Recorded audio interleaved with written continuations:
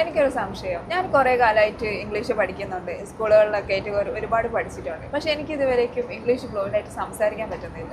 അതെന്തുകൊണ്ടാണ്? നിങ്ങൾ എങ്ങനെയാ ഇംഗ്ലീഷ് പഠിച്ചത്? ഞാൻ ഒരുപാട് ഗ്രാമർ പഠിച്ചു, പിന്നെ അതുപോലെ എനിക്ക് ഒരുപാട് വൊക്കാബുലറീസ് അറിയാം, പിന്നെ ഇംഗ്ലീഷിന്റെ ഒരുപാട് എക്സാംസ് ഒക്കെ എഴുതിയിട്ടുണ്ടായിരുന്നു.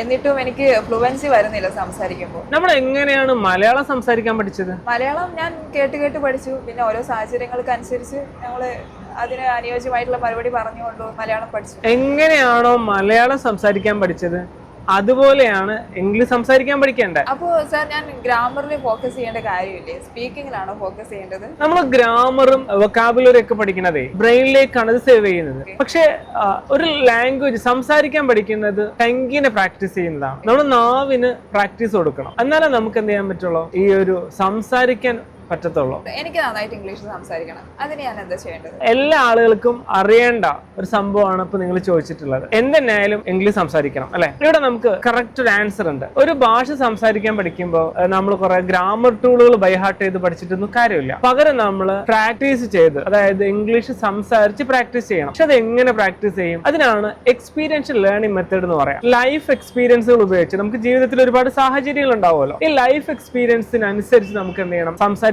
പറ്റണം. അവിടെ നമ്മൾ ഒരിക്കലും ഗ്രാമേഴ്സിനെയോ വൊക്കാബുലറിനെയോ ഒന്നും എന്ത് ചെയ്യേണ്ട, ഫോളോ ചെയ്യേണ്ട ആവശ്യമില്ല. ഈ ചെറിയ കുട്ടികൾ സംസാരിക്കാൻ പഠിക്കുന്ന പോലെ, ചെറിയ കുട്ടികൾ സംസാരിക്കാൻ പഠിക്കുമ്പോൾ അവർ ഒരിക്കലും എന്ത് ചെയ്യുന്നില്ല, ഗ്രാമറിനെ ഫോക്കസ് ചെയ്യുന്നില്ല, വൊക്കാബുലറിനെ ഫോക്കസ് ചെയ്യുന്നില്ല. പക്ഷെ അത് ആ സിറ്റുവേഷൻ മാനേജ് ചെയ്യാറുണ്ട്.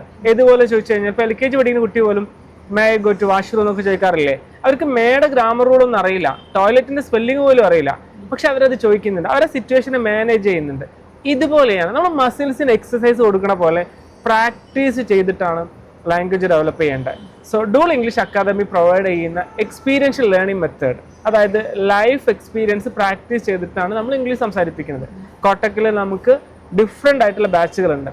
മോർണിംഗ് ബാച്ച്, അതേപോലെ തന്നെ early morning batch, night batch ഒക്കെ നമ്മൾ അവൈലബിൾ ആണ്. ഇവിടെ വേറെ പ്രത്യേകത കൂടെ ഉണ്ട്. ഇവിടെ 15 ഡേയ്സിലെ ഇന്റൻസീവ് ഇംഗ്ലീഷ് ട്രെയിനിങ് ക്ലാസ്സിന് ശേഷം ഇവർക്ക് എന്ത് ചെയ്യാം, പ്രാക്ടീസിന് വേണ്ടിയിട്ട് ഇവർക്ക് എന്ത് ചെയ്യാൻ പറ്റും, ഡൂളിൽ വരാം. തീർച്ചയായിട്ടും റെഗുലർ പ്രാക്ടീസ് ചെയ്താലാണ് നമുക്ക് ലാംഗ്വേജ് ഡെവലപ്പ് ചെയ്യാൻ പറ്റുള്ളൂ. കാരണം ഇതൊരു സ്കിൽ ഡെവലപ്മെന്റ് ആണ്, ഒരിക്കലും ഒരു നോളജ് ഇംപ്രൂവ്മെന്റ് മാത്രമല്ല. Dual School of English.